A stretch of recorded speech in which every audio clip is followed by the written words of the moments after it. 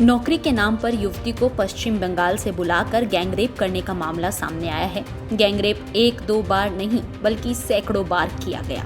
दिल दहला देने वाला मामला हरियाणा के गुरुग्राम जिले से सामने आया, जहां पीड़िता युवती को पश्चिम बंगाल से गुरुग्राम में नौकरी का झांसा देकर बुलाया गया और बाद में जिस्म फरोशी का धंधा करने वालों ने उसका शरीर बेच दिया। मामले का खुलासा तब हुआ जब युवती बेसुध हालत में एनजीओ वालों को मिली। युवती चकरपुर एरिया में सड़क किनारे बेसुध हालत में थी। सदस्यों ने मौके पर पुलिस को इसकी सूचना दी, लेकिन मामले को रफा दफा करके पुलिस ने कोई संज्ञान नहीं लिया।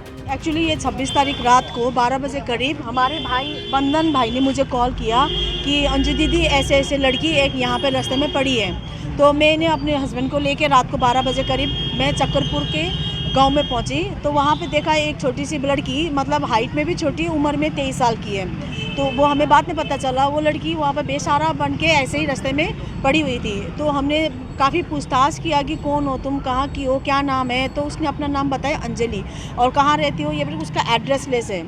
उसका एड्रेस वेड्रेस कुछ नहीं पता, उसने अच्छे से कुछ भी नहीं बताया। और वो इतनी डरी हुई थी, बोल भी नहीं पा रही थी और आंखों से आंसू बह रहा था। तो उसी टाइम पे पीसीआर वाले आए और हमें पूछने लगे, सबको भगाने लगे क्या हुआ क्या हुआ। तो फिर मैंने पीसीआर वाले को बताया, तो पुलिस वालों ने बोला कि क्या हो रहा है, कुछ हो रहा है। तो मैंने बोला कि सर ये लड़की यहाँ पे ऐसी पड़ी हुई है और इसको घर का भी पता नहीं है, कुछ भी नहीं बता पा रही है और क्या करे कैसे करे।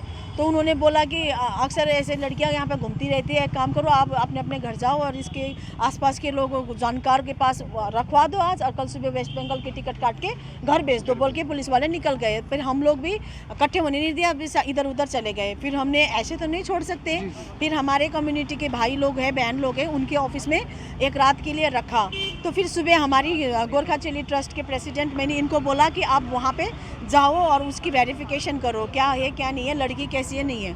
तो फिर वहाँ पे पहुँची, तो वहाँ पे जाने के बाद लड़की थोड़ा सा फ्रेश थी, मतलब जैसे रात को थी, उसने थोड़ा सा रिकवर हुई थी।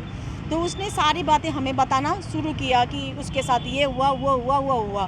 फिर हमने पता चला कि इस लड़की को जो बहुत ज़्यादा सेक्सुअल हैरेसमेंट हुआ है। इसमें एक बंदे ने नहीं, 1000 लोगों ने उसके साथ सेक्सुअल हैरेसमेंट किया है और उसको रास्ते में खड़ा करके उसका धंधा कराता था। और उसने उसे 3-4 लोगों का नाम भी बताया, और एक लड़का का नाम साहिल बताया, एक शम्मा बता रहा था, ताहिर बता रहा था, पता नहीं अजीब नाम 3-4 बता रहे थे। तो हम उस लड़का को हम वेरीफाई करने के लिए हमारी सिस्टर लोग आए और कमरे से एक ऑटो वाला पकड़ा, और उस ऑटो वाला ने भी थोड़ा बहुत तो एक्सेप्ट कर लिया है, लेकिन उसने ये बोला कि मैं सिर्फ जगह पे छोड़ देता था ऑटो से, मतलब मैं नहीं करवाता था, साहिल करवाता था। तो पुलिस वाले ने पूरी कोशिश की साहिल को उसी रात पकड़ने की, बट साहिल भाग चुका था या क्या हुआ वो छुपा दिया, कहाँ चला गया कुछ भी नहीं पता। अभी तक साहिल का कोई आता पता नहीं है, लेकिन अब तक जितना भी वेरिफिकेशन हो रहा है, जितना भी लड़की से बातें हमें पता चल रहा है, सबका जड़ है साहिल, लेकिन अभी तक हमें साहिल मिला नहीं है। समाज के कई लोग भी पीड़िता की मदद के लिए सामने आए, लेकिन उनका कहना था कि इस मामले में एक ऑटो चालक को काबू करके उन्होंने पुलिस के हवाले किया था,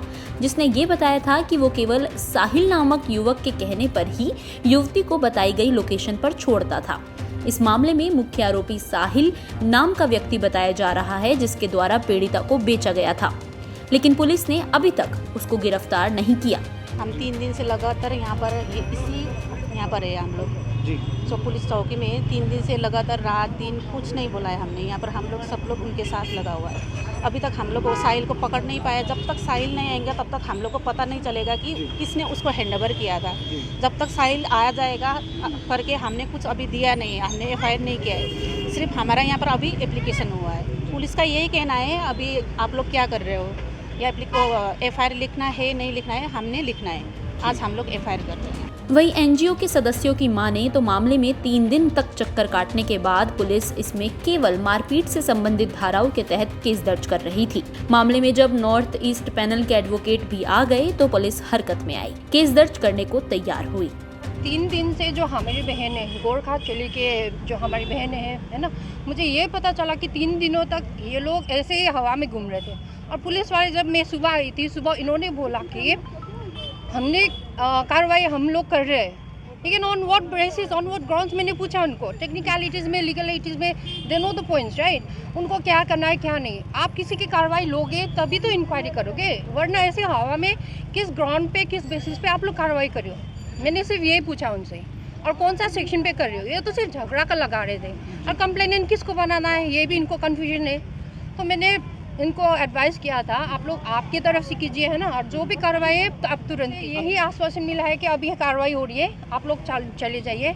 लेकिन जहाँ तक सुप्रीम कोर्ट का गाइडलाइंस भी है, you should register FIR once you get the report, right. इन लोगों ने एक तो शिकायत भी नहीं लिखा है, FIR लॉस तो दूर की बात है, फिर ये किस बेसिस पे कर रहे हैं? 3 दिन ऐसे गोल गोल क्यों घुमा रहे हैं, है ना, हवा में बातें करके पुलिस वाले बोल के टेक्निकलिटीज़ है, एक लीगल पॉइंट्स है, उस बेसिस पे ये काम करे ना। तो साहिल कौन है, क्या है और कैसे निकालना है, ये पुलिस वाले का काम है ना, ये हमारे बहने का, हम लोगों का काम नहीं है। एक बार आप शिकायत ले लीजिए फिर कीजिए कार्रवाई। Exactly, this is very much 100% ये ह्यूमन ट्रैफिकिंग का मामला है।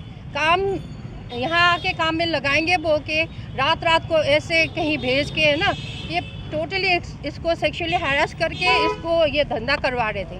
तो हमें यही डिमांड है, साहिल जो भी है इसका पूरा गिरोह, पूरा ग्रुप को ये अरेस्ट करना चाहिए, है ना, और लीगली इनको स्ट्रिंजेंट एक्शन लेना चाहिए।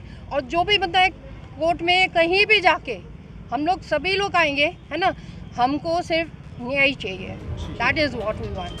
3 दिन की मशक्कत के बाद पुलिस ने मामले में ह्यूमन ट्रैफिकिंग, गैंगरेप से संबंधित धाराओं के तहत केस तो दर्ज कर लिया है, लेकिन मामले के लिए सबसे बड़ी चुनौती उस साहिल नामक युवक को पकड़ना है जिसका नाम हर कदम पर आ रहा है। पीड़िता ने पुलिस को कुछ अन्य लोगों के नाम भी बताए हैं जो इस पूरे प्रकरण में शामिल हैं। ये सभी साहिल के संपर्क में हैं।